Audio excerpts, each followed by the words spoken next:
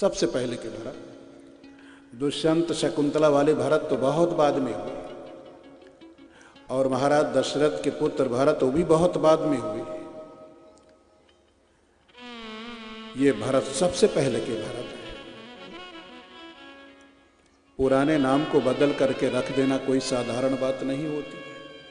कोई नाम प्राचीन काल से चला आ रहा हो उसको बदलना बहुत मुश्किल। आप देखिए सूर्य वंश में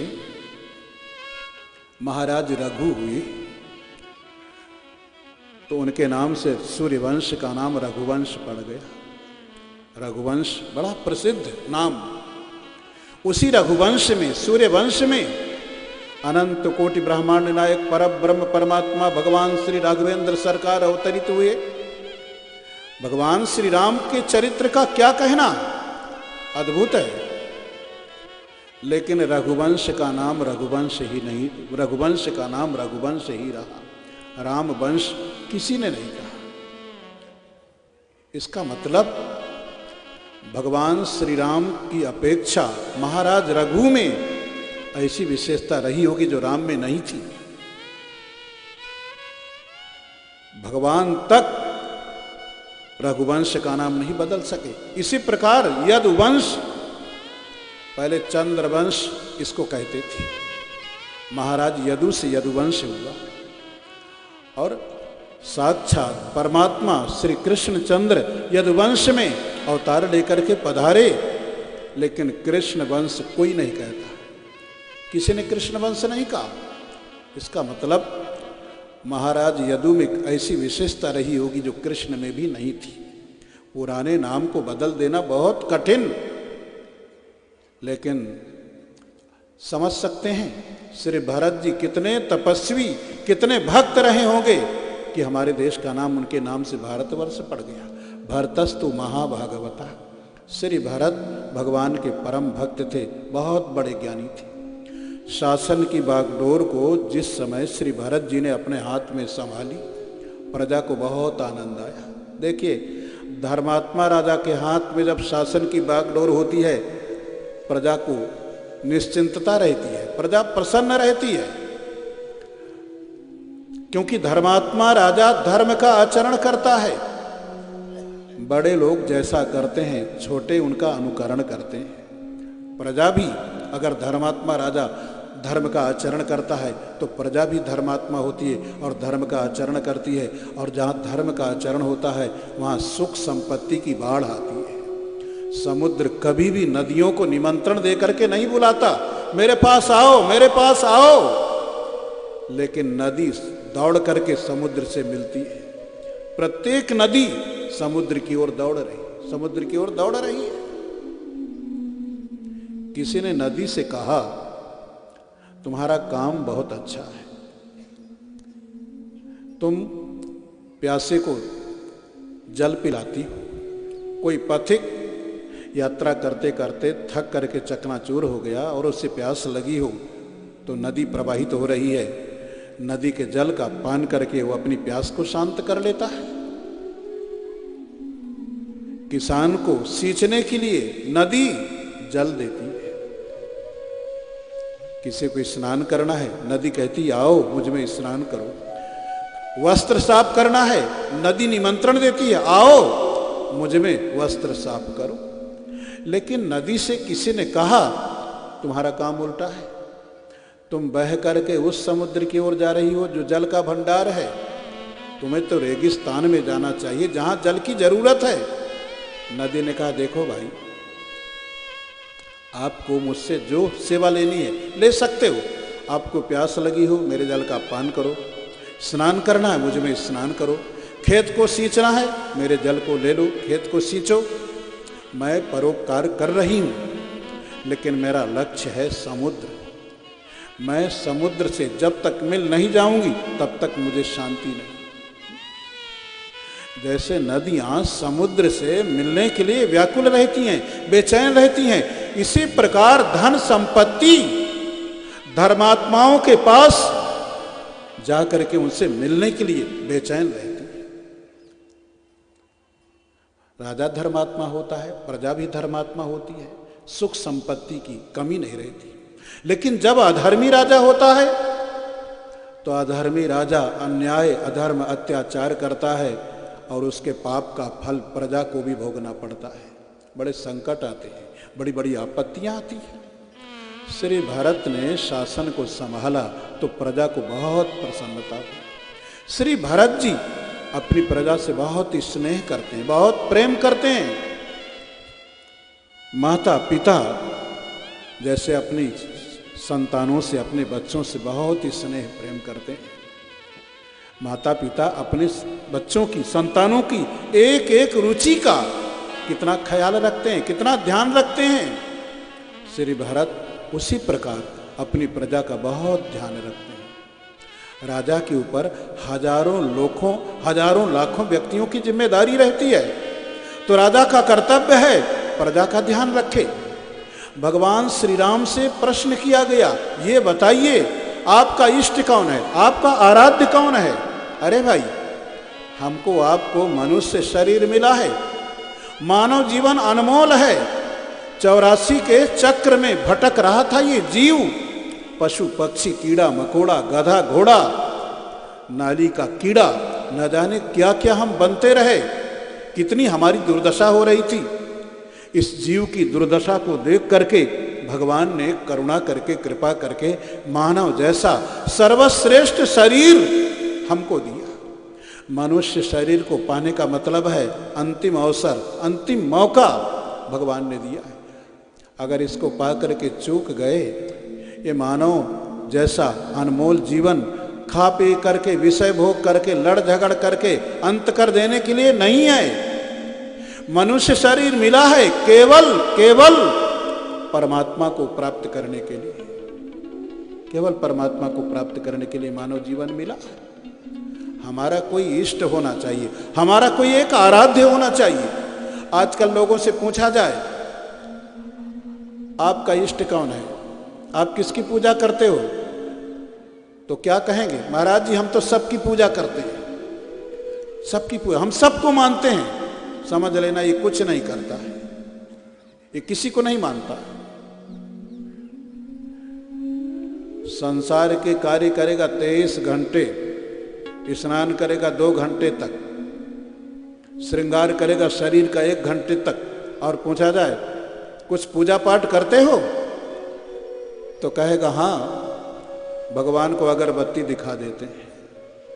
तुम्हारे अगरबत्ती दिखाने से क्या हो जाएगा? कुछ करना चाहिए।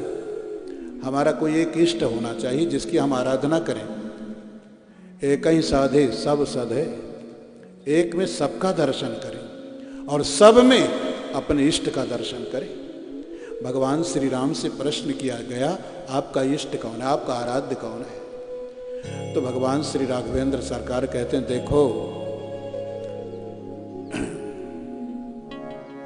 स्नेहम दयाम च सौख्यम च यदि वह जानकीमपि आराधनाय लोकस्य मुञ्चतो नास्ति मे व्यथा, मुञ्चतो नास्ति मे व्यथा। आराधनाय लोकस्य। भगवान श्री राघवेंद्र सरकार कहने लगे, मेरी प्रजा ही मेरा इष्ट है, मेरी प्रजा ही मेरा इष्ट है। अपनी प्रजा को प्रसन्न करने के लिए मैं सब कुछ कर सकता हूं। स्नेह करना मेरा सहज स्वभाव है, प्रेम करना मेरा सहज स्वभाव है, लेकिन मैं स्नेह का त्याग कर सकता हूं, प्रेम का त्याग कर सकता हूं। स्नेहम दयाम, दया करना भी मेरा सहज स्वभाव है। दूसरे के दुख को देख करके मैं रह नहीं सकता, लेकिन मैं दया का भी त्याग कर सकता। सीता मुझे प्राणों से बढ़कर के प्रिय हैं, लेकिन मैं सीता का भी त्याग कर सकता। यदि वह जानकीमपि, लक्ष्मण जो मेरा भाई है, मुझे सीता से भी बढ़ करके वो प्यारा है, उस लक्ष्मण का भी त्याग कर सकता। क्यों? आराधनाय लोकस्य, अपनी प्रजा को सुख देने के लिए। भगवान श्री राम कहने लगे, प्रजा को सुख देने के लिए सीता का भी त्याग कर सकता हूँ, लक्ष्मण का भी त्याग कर सकता हूँ, अपने संपूर्ण सुखों का त्याग कर सकता हूँ। और देखिए, राम जी ने केवल कहा नहीं, करके दिखाया। एक धोबी के कहने पर गंगा जल से भी पवित्र सीता का त्याग करके सबको दिखा दिया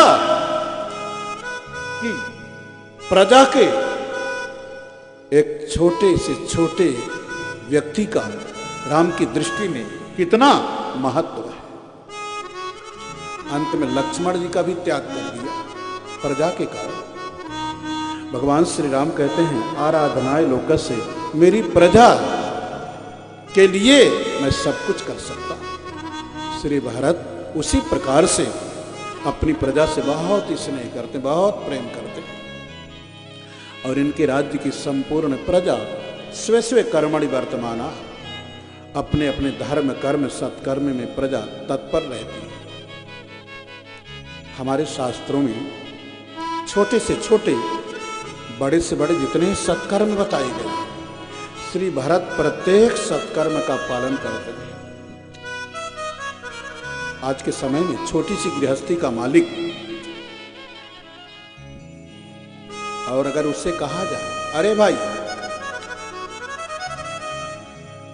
लखनपुरा में, इसको लखनपुर बोलते हैं कि लखनपुरा बोलते हैं, हाँ?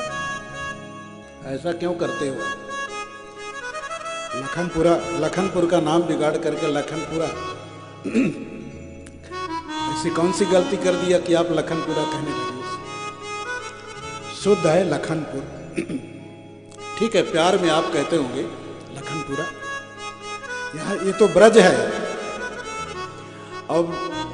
और ब्रजवासी तो प्रेम की भाषा में ही सब बोलते हैं। आप किसी से कहो लखनपुरा में या आसपास कि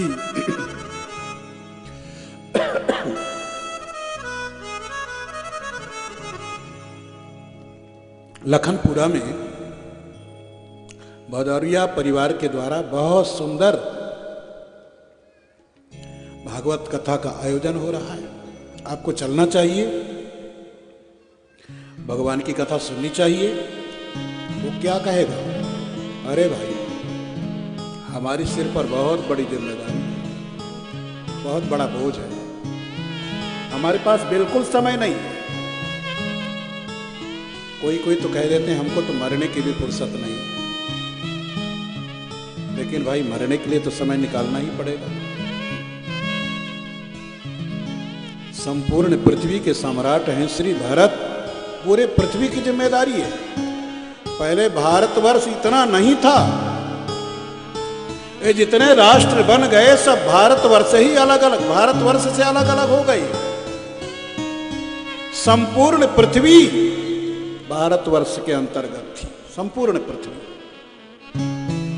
श्री भरत संपूर्ण पृथ्वी के एक छत्र सम्राट हैं, पूरे पृथ्वी की जिम्मेदारी। लेकिन हमारे शास्त्रों में छोटे बड़े जितने सत्कर्म बताए गए, प्रत्येक सत्कर्म का भरत जी पालन करते हैं। और ये छोटी सी गृहस्थी का मालिक, इसके पास 7 दिन में कथा सुनने का समय नहीं। ऐसे लोग क्या करेंगे जीवन में? श्री भरत सत्कर्म करते हैं, उसके बदले में भगवान से कुछ नहीं मांगते। देखिए, हम सत्कर्म करें और उस सत्कर्म को भगवान को समर्पित कर दें। गीता में भगवान कहते हैं, यत् करोषि यदश्नासि यत् जुहोषि ददासि यत् तपस्यसि कौन्तेय तत् कुरुष्व मदर्पणम्। सत्कर्म करें और भगवान को समर्पित कर दें, उसका फल ये होगा। क्या भगवान को पता नहीं कि हमको क्या चाहिए? अरे भाई, हम छोटा सा सत्कर्म करते हैं, उसके बदले में एक लंबी लिस्ट भगवान के सामने रख देते हैं। गंगा में स्नान करने के लिए गए, 2-4 गोते लगाए और गंगा मैया के सामने लंबी लिस्ट रख दिया, ये कामना पूरी हो जाए, ये कामना पूरी हो जाए, ये कामना पूरी हो जाए, ये कामना पूरी हो जाए, कुछ उधार ना रह जाए। सत्कर्म करके तुरंत उसे हम भुनाना चाहते हैं। सत्कर्म को, पुण्य को अपनी कामनाओं की पूर्ति में हम नष्ट कर देते हैं।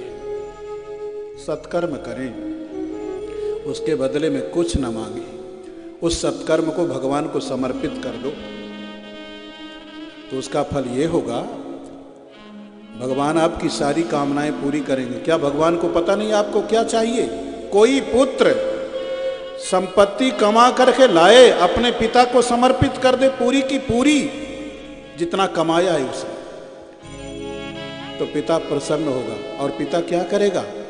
उसी संपत्ति को, बल्कि उसको और बढ़ा करके अपने पुत्र के लिए वो सुरक्षित कर देगा। इसी प्रकार भगवान अगर उनको सत्कर्म को समर्पित करते हैं तो आपकी कामनाएं भगवान से छिपी नहीं, कामनाएं सब पूरी करेंगे भगवान। उस सत्कर्म का फल ये होगा, आपके हृदय में भक्ति प्रकट होगी, उस भक्ति के द्वारा आप भगवान का साक्षात्कार कर सकते हैं और आपका जीवन धन्य हो जाएगा, अनंत सुख और अनंत आनंद की प्राप्ति हो जाएगी। श्री भरत सत्कर्म करते हैं, बदले में कुछ नहीं मांगते। उनके हृदय में भक्ति भाव जागृत हुआ। अब भक्ति भाव के कारण श्री भरत जी को ये राजपाट, ये संसार का व्यवहार अच्छा न लगने लगा।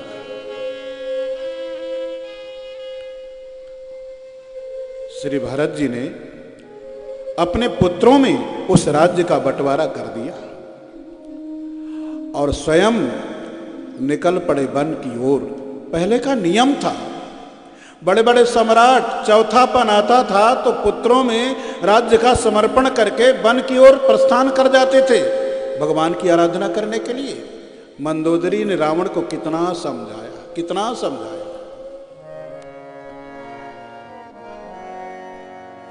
संत कहाहीं असी नीति दसानन, चौथे पन जाइए नृप कानन। संत कहाहीं असी नीति दसानन, चौथे पन जाइए नृप कानन। संत कहाहीं असी नीति दसानन, चौथे पन जाइए नृप कानन। संत कहाहीं असी नीति दसानन, चौथे पन जाइए नृप कानन। आशु भजन कीजिए काम भर, जो करता पालक संघरता। आशु भजन कीजिए भरता, जो करता पालक संघरता। संत कहाहीं असी नीति दसानन, संत कहाहीं असी नीति दसानन।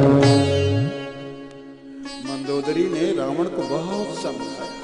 चौथापन आए तो वन में जा करके भगवान की आराधना करके अपने जीवन को धन्य बनाना चाहिए। अगर संसार के वैभव में, ऐश्वर्य में सुख शांति होती तो बड़े बड़े सम्राट राजपाट का परित्याग करके वन में क्यों जाते? भगवान के चरणों में शांति है, भगवान की सेवा में, उनकी भक्ति में आनंद है। श्री भरत जी निकल पड़े राजपाट का परित्याग करके पुलहाश्रम में गए। बहुत सुंदर शांत एकांत स्थान है, बड़े सुंदर सुंदर वृक्ष वहाँ की शोभा बढ़ा रहे हैं, बड़ी सुंदर सुंदर लताएं हैं, तुलसी का बहुत बड़ा वन है, पुष्प खिले हैं, भंवरे गुंजार कर रहे हैं, पक्षियों का मधुर कलरव हो रहा है, गंडकी नदी सामने प्रवाहित हो रही है। ऐसे शांत एकांत स्थान में श्री भरत जी रह करके कंदमूल फल का आहार करते हुए भगवान की आराधना करना प्रारंभ कर दिया। श्री भरत जी भगवान की आराधना में इतना तन्मय हुए कि संपूर्ण संसार को भुला दिया। लेकिन एक क्षण के लिए भी भगवत सपर्याम न सस्मार, भगवान श्री हरि के चरणों को एक क्षण के लिए भी नहीं भूलते। भगवान की स्मरण की अखंड धारा भरत जी के हृदय में प्रवाहित हो रही है। भगवान का स्मरण करते हुए उनका हृदय गदगद रहता है, शरीर रोमांचित रहता है, नेत्रों से प्रेम के आंसू छलकते रहते हैं। भक्त के तो यही लक्षण है।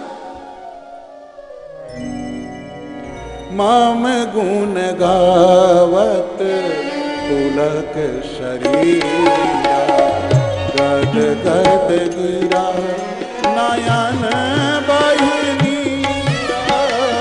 मम गुण गावत पुलक शरीरा, गद गद गिरा नयन बहिनीरा।